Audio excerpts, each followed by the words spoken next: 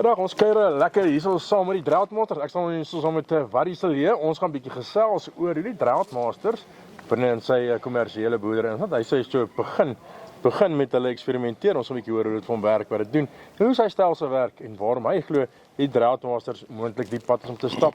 Warrie, hoe gaan dit? Goed, dankie en self, Tinus. Nee, baie goed, dankie. Okay, jy kan my hand skud. Sorry. Warrie, kom ons begin gou by 'n beginpunt. As jy kyk na diere in Bultfontein, waar jy kom is, waar kom julle vandaan? Wat het jy gedoen? Hoe het jy geboer voor die tyd tot waar hulle vandag is? Tinus, ek maar saam met my pa geboer, op die plaas groot geword. My pa was 'n stoetery gehad. En ja, so toe ek nou oorgevat of na my pa se oorlede is en ja, ek het toe nou van daar af, ons het maar op 'n plaas, ons gaan maar aan, weet. Maar jy het met die limousines gestoet.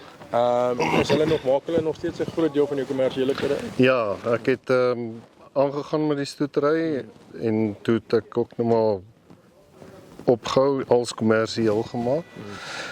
Dit is maar die fondasie van my kommersiële kudde en ja, ek het maar so begin rondvoel vir ander rasse en ja, ek het op die Droughtmasters afgekom. Ja. Okay, die Droughtmasters is die bo op hierdie kudde gebruik.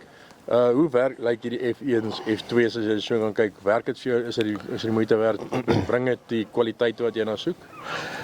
Ja, ek in my boerdery het ek ook toe nou van weidingsmetodes verander. Ja. So ek moes 'n verandering in my kudde ook bring. En ek het nou maar die Droughtmaster raak gesien. En dit gebruik ek dan nou op die limousine koeie. Die kalertjies wat aankom is vir my regtig is mooi kalfies. Lekker klein kalfies en ja, ek kan klaar sien daar dit gaan werk. Ja. Wat in 'n drukweidingstelsel is dit erg nodig om 'n bul of diere te gebruik wat aanpasbaar is, wat gehard is. En ek vind dit is hulle gaan ongelukkig deur 'n ongelooflike hoeveelheid stres in daai tyd. Is dit een van die redes hoekom jy besluit om die Droughtmasters te gebruik? Ja, ek het toe ek nou verander het, dus kan ek nou agterkom, jy weet, daar is van die diere wat bietjie knyp, kan ek dit nou maar so sê. Uitsak. Ja. Die tipe bees waarmee ek wil boer, moes ek bietjie verander het. En ja, ek het nou maar half gedink, weet ou sien wat in die Droughtmasters aangaan. Jy sien wat se tipe bees dit is. 'n Lekker geharde bees. So ek het toe net maar besluit om bulle aan te skaf en Dit gewerk by jou. dit het gewerk by my, ja. Jy het hier by Waterford gekoop. Die tipe bulle waarna jy kyk, is dit 'n bietjie meer medium raam, gladde haar neem ek aan, iets wat lekker. Ja, definitief, veral die raam. Weet ek het agtergekom van my koeie se rame is te groot. Ek moes dit bietjie afbring om net aan te pas by die drukbeweiding. En dan natuurlik ook die gladde haar, jy weet, selfs tot in die winter bly die Droughtmaster nog steeds glad. En wat ek agtergekom het met die bulle wat ek gekoop het, is die kondisie waarin hulle is. Al loop hulle tussen die koeie en al werk hulle.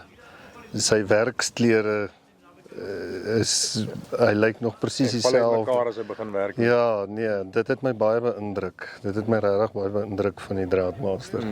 Die laaste vraag, jy het nog so 'n paar kalfies as jy kan op die grond rondloop.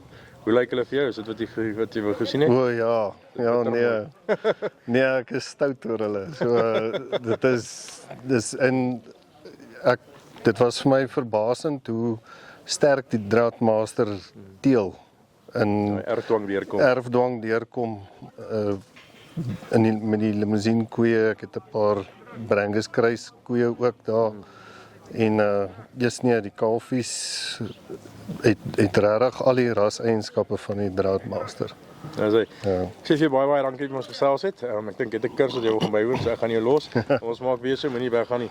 As jy meer wil weet, kontak ons. Ek dink as 'n bees binne in die drukbeweidingstelsel pas, sal hy enige plek aanpas. As jy 'n maklike stelsel nie.